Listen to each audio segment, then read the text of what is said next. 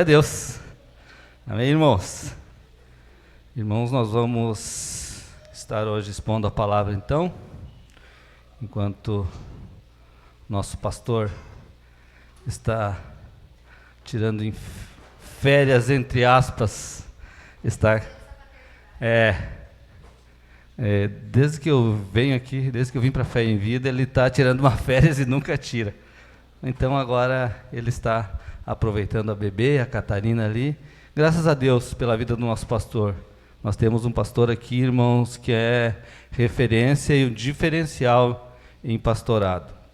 Então que Deus abençoe ele, a Bi, a Catarina, o Mateu, essa família que nós amamos tanto. Eu gostaria também de rapidamente fazer um agradecimento aos irmãos envolvidos ontem aqui no jantar dos casais, os solteiros que estavam ali cozinhando para os casais, que bênção. Foi bom, foi um trabalho muito bom, comida boa, palavra boa. O Misa nos trouxe uma palavra direta para os casais, foi muito bom, foi de um proveito muito grande para as nossas vidas. E também um casal envolvido, sempre, a Rose e o Gilmar, sempre também trabalhando nesse ministério tão bonito e bom. Irmãos, hoje a minha exposição vai ser no livro de Salmos, Salmo 73. Eu quero falar sobre crise de fé. E nós vamos usar o Salmo 73 para essa exposição. Você já pode achar, se quiser, nós lemos já na sequência. Mas o que é uma crise de fé, irmãos? Será que um eleito, um crente fiel, um salvo em Jesus Cristo, ele pode passar por alguma crise de fé? Será que um salvo, ele pode em algum momento da sua vida, mesmo salvo, ter a sua fé abalada? Ou uma fé abalada, uma crise de fé seria sinal de que a pessoa não é salva, ou ela não está de bem com Deus, ela está com problema relacionado, problema espiritual relacionado à sua fé. Mas pensemos, o que é ser uma pessoa de fé? Quais as características de uma pessoa de fé? Uma fé ativa, fé no sentido de convicção, no sentido de aliança, de uma crença, de uma doutrina para a vida. O que é uma pessoa? Quais as suas características? Se pedisse para alguns, se pedisse para você citar, você citaria alguns. Você pensaria e citaria alguns. E que representam um exemplo de fé para você. Eu não sei os nomes, mas você sabe. Mas se eu pedisse para alguém aí fora citar, alguém do meio gospel, do meio evangélico, ele citaria alguns nomes que ele qualifica pela performance. Aprendi a palavra com o Lucas. O homem tenta se chegar a Deus com a sua performance, a sua força, com aquilo que ele tem, que ele sabe, enfim. E a verdade é que muitos hoje, exemplos de fé, seriam pessoas conhecidas no meio gospel, no meio evangélico, pessoas de relance, pessoas que estão na mídia aparecendo, estão nas redes. Seriam nomes que transmitem carisma, pessoas que têm dons, que eles têm um carisma, são pessoas que têm sucesso na vida espiritual, na vida material, nas conquistas ministeriais, nas conquistas materiais. Nós olharíamos para líderes que têm templos luxuosos, grandes, inumeráveis seguidores, números que não se pode contar. Nós olharíamos para carros que eles conquistaram, casas, alguns líderes religiosos têm o seu jato pessoal. Teve uma época que um pastor vinha dos Estados Unidos, morava lá e vinha para cá no domingo pregar. Dos Estados Unidos para cá, ele vinha fazer o culto no domingo. Então, quem sabe esses seriam os heróis da fé de alguns. Mas será que uma pessoa de fé realmente é isso? Então, aqueles que não possuem esse carisma, aqueles que não têm esse sucesso visível, aqueles que não estão em destaque, seriam pessoas de pouca fé, ou com menos fé, ou ainda eles não têm fé, porque eles não têm esse sucesso, eles não estão na mídia, eles não aparecem, eles não têm dons especiais tão grandiosos. Vamos ler o Salmo 73, do verso 1 ao 12 só vamos ler, mas deixa a Bíblia aberta. Nós vamos expor o que o tempo nos permitir. Salmo 73, verso 1 ao 12. Eu leio na NVI, você pode ler na sua tradução sem problema. Verso 1. Certamente Deus é bom para Israel, para os puros de coração. Quanto a mim, os meus pés quase tropeçaram. Por pouco eu não escorreguei, pois tive inveja dos arrogantes, quando eu vi a prosperidade desses ímpios. Eles não passam por sofrimento e têm o corpo saudável e forte.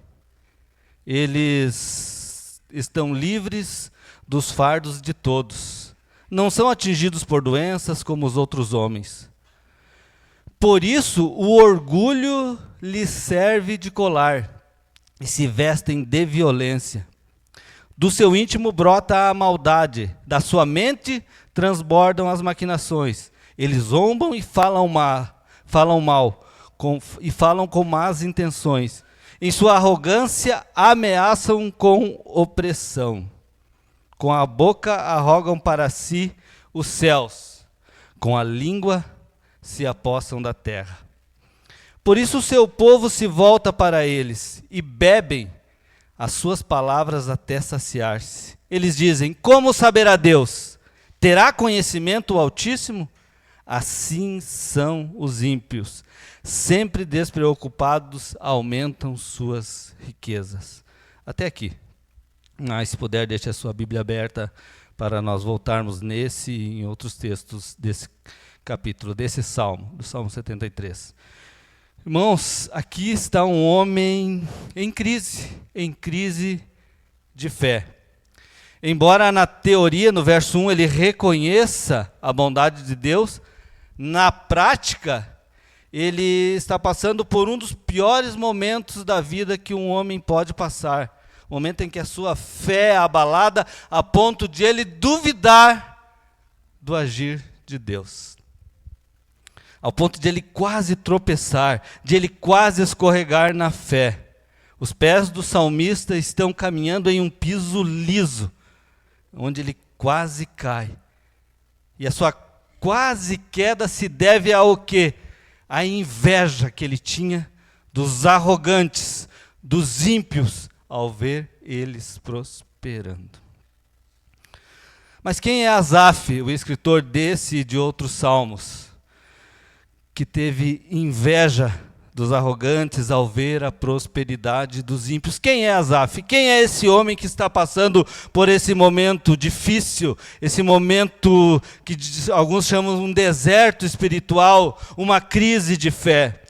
Esse Asaf é um dos levitas do tempo de Davi.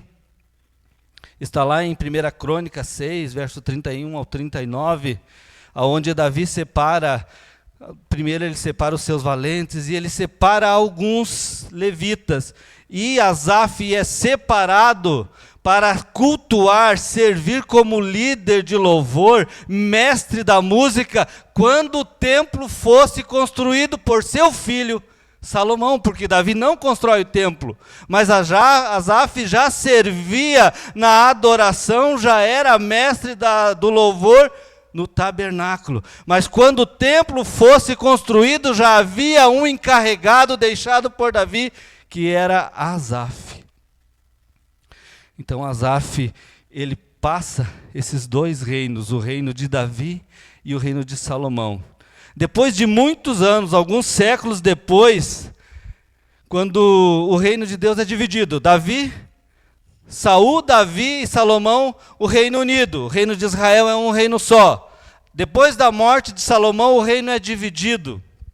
Reino do Sul e Reino do Norte. Reino do Norte, Israel. Reino do Sul, Judá. Israel com 10 tribos, Judá com 2. Judá é a maior tribo de Israel, mas junto dele vem uma pequena tribo de Benjamim, 2 tribos. Essa tribo ela varia entre reis bons e reis maus. O reino de Israel, a maioria dos reis de Israel são maus, idólatras e abandonam a Deus. Mas em Judá também. Alguns fazem as obras de Davi, alguns fazem como Davi fazia, e outros não. Outros são idólatras, outros abandonam Jeová, outros abandonam o templo, outros promovem proselitismo, a religião judaica também é misturada, também em Judá. E houve um rei muito ímpio chamado Acás, que ele chega a fechar o templo na sua época, de tanta idolatria que ele promovia no reino de Judá.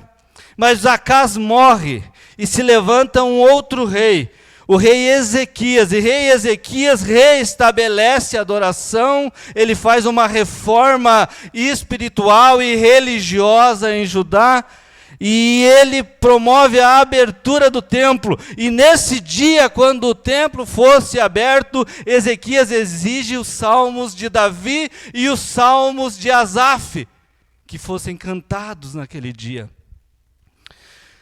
E aqui já é 2 Crônicas, capítulo 29, verso 30. Uma coisa chama a atenção de como o povo de Deus, os judeus, reconheciam e conheciam Asaf. Ele é colocado sobre ele o título de vidente. Vidente é a mesma coisa que o profeta.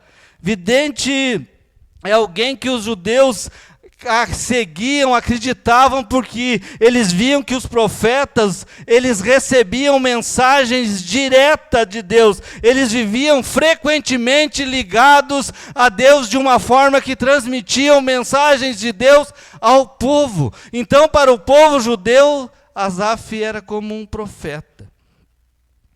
Porém, isso, irmãos, não isentou Asaf de passar por um deserto tremendo espiritual. Não o isentou de ter a sua fé balanceada, a ponto de ele quase cair. Nada isenta um homem de uma quase queda. Todos os homens, são falhos e são pecadores. Até os heróis de Deus, se é que Deus tem herói. Todos nós não estamos livres disso. Então, para entender o texto, eu dividi essa exposição em 3 pontos. O motivo da crise de Asaf, encontrando Deus na crise e a fé restaurada. Qual foi o motivo da crise de Asaf? O que levou um homem de Deus desse tamanho, dessa relevância para o reino de Judá, ter a sua fé tão abalada? Ele inicia o Salmo, no verso 1, dizendo que Deus é bom. Uma declaração universal, até gente que não acredita muito no nosso Deus, ele vai dizer que Deus é bom. Então ele diz que Deus é bom para Israel, para com os puros de coração. Mas na sequência, já no verso 2, ele choca os seus ouvintes, ele choca os nossos ouvidos, dizendo: quanto a mim, os meus pés quase tropeçaram. Por pouco eu não escorreguei. Embora Deus fosse bom, Asaf estava caminhando em um caminho escorregadio. Asaf estava vivendo uma quase queda. Quase tropecei, quase caí. Uma quase queda em sua fé prática de aliança com Deus. Então no verso 13 ele já dá a razão. No verso 13 ele já diz o porquê. A razão é: pois eu tive inveja dos arrogantes quando eu vi a prosperidade desses ímpios. E ele passa a ter inveja dos arrogantes, dos ímpios. Por quê? Porque eles parece que prosperavam, enquanto os justos não prosperavam. Parece que Deus não estava olhando, parece que Deus não estava vendo. Será que realmente Deus está vendo o que está acontecendo? Então ele passa a invejar os ímpios. Mas o que é inveja? A inveja no dicionário eu peguei, para mim não falar besteira. A inveja é um sentimento de descontentamento ou tristeza diante da felicidade, sucesso ou conquista de outra pessoa. Além disso, ela envolve o desejo de possuir o que o outro tem. E em alguns casos extremos, o invejoso deseja que a pessoa não tenha, perca tudo o que tem. Asaf, então, irmãos, ele tem inveja, mas ele não tem inveja daquela arrogância, ele não tem inveja da arrogância dos ímpios, da impiedade, do pecado que eles cometem, não é isso. Asaf tinha inveja da prosperidade, do sucesso, da vida que os ímpios levavam, mas não do mal que eles praticavam. Uma outra coisa que da parte de Asaf nós podemos notar aqui, há um exagero de Asaf. Asaf parece que em sua crise espiritual, ele, deixa eu abrir aqui que sumiu, ele vê só o que os seus olhos materiais querem ver. Por quê? Porque para ele, os ímpios levam tudo de bom e os justos tudo de mal. É mais ou menos o que ele diz. Ele havia esquecido, veja bem, Asaf, ele viveu no reinado de Davi. Davi foi um rei vitorioso. Davi matou não só exércitos inimigos, como reis inimigos. Ele viu Deus usar Davi em várias épocas, em vários tempos. Então ele conhecia não só Davi, mas como as histórias de Israel, desde a saída do Egito, de como Deus trabalhava na vida desses judeus. Mas parece que ele tem os seus olhos cegados.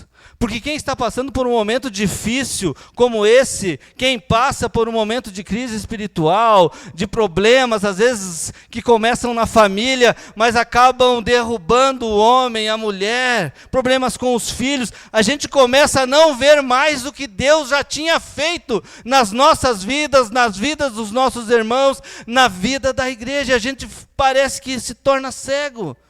E Asaf estava assim, ele exagerou, ele ampliou o problema, ele extrapolou de todas as formas os limites para duvidar de Deus. E aí ele começa a partir do verso 4, ele descreve como ele via que os ímpios viviam e como isso causava sua quase queda. No 4 ele diz, eles não passam por sofrimento e tem um corpo saudável e forte. Parece que os ímpios são mais fortes. Para Asaf, os ímpios são saudáveis, são fortes, não ficam doentes. E ele continua no verso 5, livres dos fardos de todos, não são atingidos por doenças como os outros homens. Enquanto o fiel, enquanto o justo, um dia tinha gripe, o outro dia tinha dor no braço, o outro dia tinha dor na perna. Mais ou menos que nem eu. O dia que não acordo com dor no ombro, estou com dor no pulso ou na perna. É um sinal de vida quando eu me acordo. Mas parece que os ímpios não. Os ímpios são sempre saudáveis. Eles acordam com saúde e vivem as suas vidas assim. São mais fortes. O filho do ímpio é mais forte que o filho do justo.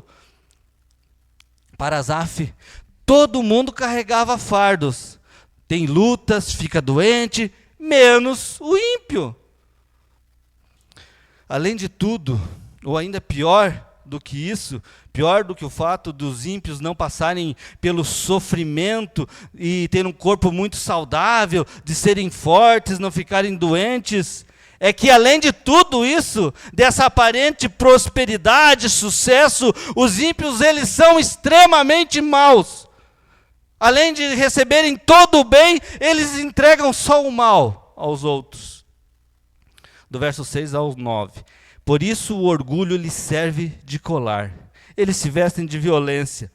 Do seu íntimo brota a maldade. Da sua mente transbordam maquinações. Eles zombam e falam com más intenções. Em sua arrogância, ameaçam com opressão. Com a boca, arrogam a si os céus, e com a língua se apossam da terra. O ímpio, segundo a visão de Asaf, além de todo o bem, de todo o bem que ele recebe, de todo o bem que ele desfruta, de todo o bem que ele vive em vida, além de toda a prosperidade, o ímpio é, primeiro, orgulhoso, arrogante, ele se julga superior aos outros, ele não olha ninguém ao seu lado, ninguém como um semelhante, o seu olhar é sempre de cima para baixo. Ele está sempre lá, os outros estão sempre embaixo. Ele é sempre melhor, o seu orgulho. E é extremamente violento. Ele usa a violência como uma roupa, ele se veste de violência, ele vive assim, vestido de violência. A violência para o ímpio é algo normal. Além de receber todo o bem, ele é orgulhoso e violento. E intimamente mal. Toda a maldade que o ímpio expressa é fruto de um coração corrompido e mal, de uma mente má, que só fabrica, que só maquina coisas más, coisas para o mal dos outros. E além de ser orgulhoso, violento e mal, ele é zombador. E ele só fala com más intenções. As suas palavras, as palavras do ímpio, nunca são de consolo. Ele nunca tem uma palavra de apoio. Ele nunca tem uma palavra de ânimo. Por quê? Porque ele está sempre zombando dos outros, querendo o mal, maquinando o mal, fazendo o mal, planejando o mal, projetando o mal. Orgulhoso, violento, mal e zombador, cheio de más intenções. Mas o pior do que tudo isso, pior do que toda essa maldade expressa por ímpios que são, segundo Asaf, atingidos só pelo bem, eles vão mais além. Além de orgulhosos, violentos, maldosos e zombadores, de serem cheios de más intenções, o seu coração é uma fábrica de maldades. No verso 9, com a boca rogam para si os céus e com a língua se apossam da terra. Com a boca rogam para si os céus. Na Nova Almeida atualizada diz que abrem a boca para falar contra os céus. Eles zombam de Deus, eles desafiam a autoridade de Deus, questionam a justiça de Deus, vivem suas vidas como se Deus não existisse, ou como se Deus não tivesse poder nenhum. Assim vivem os ímpios. E mesmo agindo assim, eles conseguem ser ouvidos por muitos. Com a língua eles se apossam da terra. A fala dos ímpios, ela é ouvida, ela tem sido ouvida por todos os lugares. A tese deles é defendida e percorre as mais diversas classes da sociedade. Eles formam opiniões sendo maus. Isso se parece muito com o que vivemos hoje. Parece que quem mais faz sucesso, antes era na televisão, agora nas redes sociais, são aqueles maus. São os maus homens, são os maus atores, são os maus pastores, são os maus religiosos, são os maus líderes. Eles estão por cima. Eles estão na política, eles estão na igreja, na cristandade. A igreja de Cristo não é atingida, mas eles se infiltram, eles estão aí. Eles ocupam as maiores posições, são grandes empresários, são deputados, são senadores, líderes religiosos, padres, pastores, mestres, pessoas que exercem grande influência sobre as massas, grande influência, e essa grande influência com muita facilidade, porque eles têm as palavras que alcançam não só os ouvidos das massas, mas os corações de todos.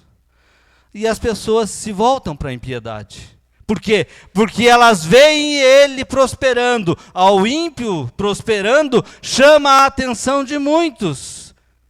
E eles se saciam com as palavras desses, acreditando que não importa então se você faz certo ou se você faz errado, não importa se é pecado ou se não é pecado, se eles fazem e deu certo, vamos fazer. Assim as pessoas fazem, as massas seguem. Tudo que os ímpios falam é como se Deus não existisse, ou se ele não soubesse de nada. No verso 11, como saberá Deus? Deus não sabe de nada. E Asaf encerra essa sessão, no verso 12, dizendo: assim são os ímpios, sempre despreocupados, aumentam suas riquezas. E ele desabafa no verso 13: certamente foi-me inútil manter puro o coração e lavar as mãos na inocência. Um homem de Deus chegar ao ponto disso, de dizer que foi inútil a santidade, foi inútil manter mãos e coração limpos. Asaf, na verdade, aqui está se arrependendo de não ter se contaminado, de não ter pecado, de ter mantido mãos limpas, coração puro. Por quê? Porque ao contrário dos ímpios que vivem como se Deus não existisse, praticando todo tipo de maldade, todo tipo de pecado, assim mesmo eles prosperam. E Asaf, por outro lado, no verso 14, ele declara que ele era afligido todos os dias, o dia todo. Parece para ele que os justos só recebiam mal, enquanto os ímpios todo bem. Então ele declara no verso 15: se eu tivesse dito isso, falarei com eles, teria traído os teus filhos. Asaf só não contou para ninguém a sua situação, porque ele era um homem reconhecido. Se ele tivesse declarado que estava duvidando de Deus, duvidando da bondade de Deus, estava invejando, irmão Asaf, o nosso líder de canto, está invejando a prosperidade dos ímpios. Asaf não contou para ninguém, porque se soubessem, como que pode Asaf numa quase queda? Porque o nosso herói, um dos heróis de Davi, aquele que está com o povo há tanto tempo, está invejando os soberbos. Todos conheciam o mestre da música Asaf, levita reconhecido, homem de Deus admirado por todos. Ele resolve não contar a sua situação, ele guarda para si. Um homem que inspirava muitos estava duvidando de Deus.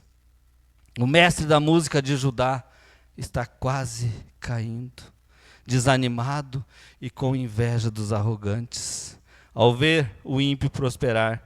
Isso seria, segundo ele, uma traição de toda uma geração em Judá, em Israel.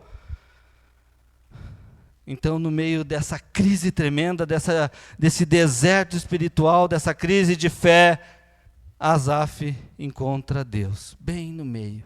16, verso 16 e 17. Quando eu tentei entender tudo isso, achei muito difícil, até que eu entrei no santuário de Deus, e então eu compreendi o destino dos ímpios. Até que, aqui no verso 17, marca um ponto de virada na perspectiva de fé de Asaf. Asaf aqui, ele tem uma repentina mudança. Depois de sua crise de fé, de sua quase queda, ele entrou no santuário de Deus e então compreendeu o destino dos ímpios. Uma primeira lição que nós aprendemos aqui é que Asaf, embora sua crise de fé, embora o seu deserto espiritual, ele não deixa de estar no tabernáculo, ou quem sabe já no templo, se foi no templo de Salomão. Diariamente ele ia ao templo porque ele era um mestre de música. Então ele continua indo ao culto, ele continua indo ao templo, com a mente bagunçada, cheia de dúvida, porém não deixa de ir ao templo. Isso serve de um alerta para nós, quando nós passarmos por dificuldades, menores, iguais ou diferentes a de Asaf, que nós não deixemos de congregar, não deixemos de estar, de vir à igreja, às vezes cansados, às vezes cheios de problemas, às vezes a gente até dá um sorrisinho e a pessoa não sabe a nossa situação, mas não deixe de vir, não deixe de vir. Isso serve de um alerta para nós, não nos deixemos de congregar. E uma segunda lição que nós aprendemos aqui é que nessas idas e vindas de Asaf, ele lidando para tentar entender, porque ele tentou entender e achou muito difícil, ele entrou no santuário. Ele estava vindo ao templo, mas entrar no santuário é mais do que vir no templo, é mais do que estar no culto. Entrar no santuário é compreender para Asaf aquilo que ele tentava e não entendia.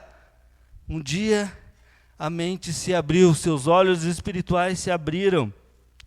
Que Deus nos leve a mais do que vir ao culto, a mais do que vir ao templo, do que vir à igreja, nós possamos também entrar no santuário de Deus, compreender, entender a Deus e a sua palavra.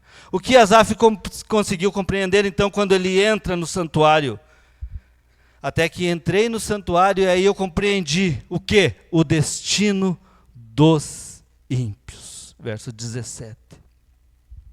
Só então, no meio da sua crise espiritual, só lá no seu momento de maior dificuldade, Asaf consegue compreender aquilo que até agora, não sei por quanto tempo, anos, ou meses, ou dias, a gente não sabe nessa crise espiritual, porque para quem está passando um momento desses, 1 minuto é 1 ano. Quem olha de fora diz não é nada, mas quem está passando sabe o fardo que carrega. Então, ele consegue entender. E Asaf, então, ele entende que não estão nos meios em que os ímpios vivem e nos meios em que eles zombam, fazem o mal, eles levantam a voz até contra o próprio céu, e mesmo assim, nesses meios, eles vão prosperando. O destino final é que importa. Do verso 18 ao 19, ele vai falar que Deus coloca os ímpios em um terreno escorregadio. Ele estava num piso escorregadio, mas quem estava mesmo lá em cima eram os ímpios, e eles sim estavam em um terreno escorregadio. E logo, completamente, seriam tomados de pavor. Eles cairiam em ruína, seriam destruídos. Também a aparente prosperidade dos ímpios é como um sonho, que seriam acordados. O que eles viviam não era uma realidade, era apenas um sonho. E quando acordassem, quando eles se levantassem, Deus se levantaria e eles iriam ser destruídos, eles iriam desaparecer. Irmãos, Asaf entendeu que não tem como se comparar uma vida terrena com uma eternidade. Não tem como se comparar 70 anos de vida, ou no máximo 100, com uma eternidade sem fim. Não tem como se comparar todos os bens conquistados pelos ímpios injustamente. Eles não podem se comparar às riquezas que nós temos de Cristo e em Cristo. Eles não têm. Eles não têm uma eternidade com Deus, porque a eternidade é sem fim, ou é com Deus ou sem Deus. Então 70 anos sem Deus aqui vai representar uma eternidade, milênios e milhões de anos sem Deus. O que realmente importa é onde viver eternamente. Não importa se eu tenho... eu não entendo nada de carro, nem de moto. Eu ando de moto, as pessoas me perguntam, é 2 cilindros, 3 cilindros? Eu não sei. Eu não sei trocar um pneu, eu não sei apertar um parafuso, nem nada. E de carro, pior. Mas, enfim, digamos uma BMW, a mais cara. Não. Uma BMW daquelas mais caras, comparada na mão do ímpio. Comparada a um carrinho, uma BMW, uma Brasília meio velha. Na mão de um justo. Não tem como se comparar. Parece que isso é um contraponto. Parece que nós não entendemos, não aceitamos. Como pode o ímpio ter tanto e o injusto não ter nada? Mas às vezes aquele que tem uma Brasília velha, ele tem um contato com Deus que um rico com o melhor ou maior carro de sua cidade nunca vai ter. E o pior que isso, um dia eles terão que se chegar a Deus. E um vai receber toda a justiça e o bem de Deus, e o outro só o mal, a destruição. O que realmente importa é onde vamos viver eternamente. Foi isso que Asaf entendeu. E depois de entender tudo isso, a sua primeira atitude é reconhecer que ele estava errado. Verso 21 e 22, quando o meu coração estava amargurado e no íntimo eu sentia inveja, agi como insensato e ignorante. Minha atitude para contigo era de um animal irracional.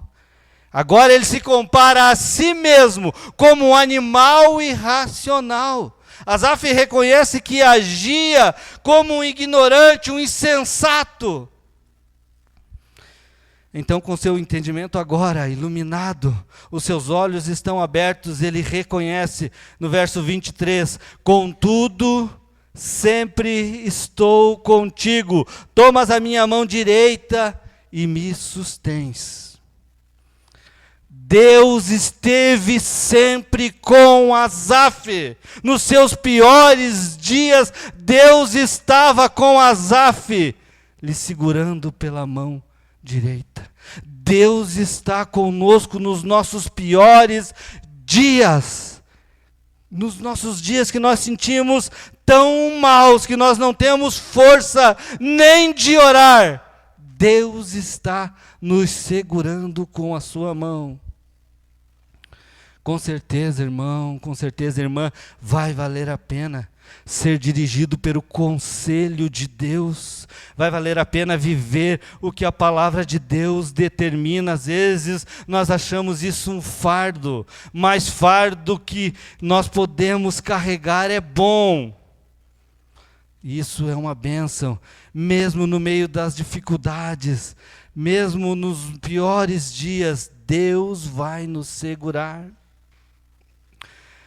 Agora Asaf conseguiu entender que não tem como comparar mais uma vida terrena com uma vida eterna. O que é uma vida terrena de sucesso de 70 anos se comparada a uma vida sem fim, sem Deus? Não adianta de nada. E então, nesse momento, nós entramos no terceiro ponto, a fé restaurada. Nesse momento, ele tem a sua fé restaurada. A fé do salmista é restaurada. A fé no sentido, irmãos, aqui de confiança, de vida prática, de aliança com Deus, de doutrina de vida. Agora a sua fé foi restaurada. Seu entendimento não está mais obscurecido. Ele consegue ver agora as coisas. Ele consegue enxergar o que realmente tem valor e o que não tem. Seu maior bem não é a prosperidade que os ímpios gozavam, segundo ele. Não é ter a saúde que os ímpios possuíam, segundo ele. Também não é ter o sucesso em todas as áreas da vida e ser admirado por todos, fazer sucesso, não é mais. O seu maior bem agora é sua aliança com Deus. E ele diz no verso 25, a quem tenho eu no céu, senão a ti? E na terra nada mais desejo, além de estar junto a ti. E mesmo que fisicamente ele não estivesse bem, Deus o sustentaria nos momentos difíceis. E ele diz no verso 26, o meu corpo e o meu coração poderão fraquejar. Sim, nós nessa caminhada cristã, nessa jornada de fé, nós podemos sim passar por muitas crises, não uma, não duas. Se você não passou, se prepara que quem sabe logo você possa passar, tomara que não, mas ninguém está imune. O meu coração poderá fraquejar, mas Deus é a força do meu coração e a minha herança para sempre. O momento difícil vai passar, o momento ruim vai passar, o momento de dúvida vai passar. E no momento certo nós receberemos uma herança que ninguém poderá tirar. Além de sustentar Asaf nos momentos de fraqueza, a sua aliança com Deus era o que mais interessava. Era essa aliança que permaneceria para sempre. Irmãos, que nós consigamos ver isso, que há momentos que nós vamos perder, nem sempre a gente vai ganhar. A gente ouve tanto isso aí em redes sociais, antes era no rádio e na TV, que a gente vai ter sucesso em tudo, que a gente vai estar sempre em cima, que a gente vai prosperar em todas as áreas, mas às vezes não. Que Deus nos abençoe, que sim, mas às vezes não. Mas mesmo nestes momentos nós temos algo que o mundo, que os ímpios não têm, que é uma aliança com Deus. Então ele nos deixa um alerta, no verso 27, os que abandonarem a Deus vão perecer, os que abandonam a Deus perecerão, ele diz. E ele dá um outro alerta, Deus vai destruir os infiéis. Não quebre a sua aliança com Deus, por amor à sua alma, não quebre a sua aliança com Deus. Asaf inicia o salmo dizendo que Deus é bom. Ele dá essa afirmativa e termina o salmo lá no verso 28, declarando o que realmente é bom na verdade. Porque Deus ser bom a gente sabe, mas o que realmente é bom é estar perto de Deus. Fiz do soberano Senhor o meu refúgio, proclamarei todos os teus feitos. Muitas coisas boas aí fora, mas sem valor comparado a estar junto de Deus. Bom mesmo é estarmos junto de Deus. E eu quero concluir agora, quero terminar a minha exposição de hoje com um alerta, então, irmão, irmã, meus queridos, não se afaste de Deus, não quebre de forma nenhuma essa aliança, não se afaste por nada, nem por dinheiro, fama, saúde ou falta dela, dinheiro ou falta dele, pela solidão, pela desilusão, pela falta de confiança, por algo que te fizeram, fulano me fez isso na igreja. Não largue de Deus por alguém que fez o mal para você. Ou quem sabe você possa dizer, mas eu não vou nem te dizer o que eu estou passando. Eu não vou nem dizer o momento difícil que eu estou passando, porque você não vai acreditar. É verdade, eu posso não saber, mas Deus sabe. E além de saber, Ele está com você. E se você ainda está em pé, é porque Ele ainda te segura pela sua poderosa mão. Faça pelo amor de Deus, irmãos, Deus o seu refúgio.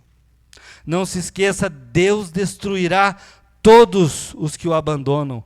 Portanto, não abandone, não largue a Deus. Amém, irmãos? Vamos orar então. Pai, em nome de Jesus eu te agradeço, Senhor, por expor a Tua palavra, Senhor. Que a Tua palavra penetre, ó Pai, no meu coração, no coração dos irmãos, das irmãs. Senhor, essas pessoas que tanto nós amamos, Senhor. Eu sei, Deus, que Tu és poderoso e Tu está nos segurando com a Tua mão forte. Não nos deixa, ó Pai, cair, não nos deixa, Senhor, sofrer uma queda espiritual. Senhor, mesmo que a nossa fé seja abalada, não me deixa cair.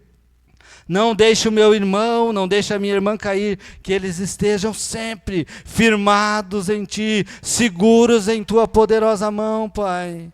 Abre os nossos olhos para ver o que realmente importa. Senhor, que uma vida terrena cheia de luxo pode ser boa, mas melhor do que tudo isso é uma eternidade. Contigo não há nada comparável, não há valor, ó Pai, igual a viver junto de Ti. Senhor, implanta em nossos corações o Teu Espírito e nos faz levantar e andar e caminhar, Senhor, e prosseguir e ir, ó Pai, até o fim. Senhor, nós te amamos, ó Pai. E muitas vezes é certo que nós falhamos, nós já falhamos no passado, podemos falhar no futuro, mas Senhor, não nos deixa cair pelo teu amor, pela tua força imensa, ó Pai. Nos tira de todo o laço, de todo o orgulho, de toda a cobiça e inveja daquilo que o mundo tem para oferecer, por homens, ó Pai, que aparentemente eles apresentam um sucesso, ditos, ó Pai, que te serve, ditos que vêm de ti, e nós vemos, ó Pai, que na prática eles são maus, arrogantes e violentos, Senhor. Nos livra dessa cobiça em nome de Jesus. Amém. Irmãos,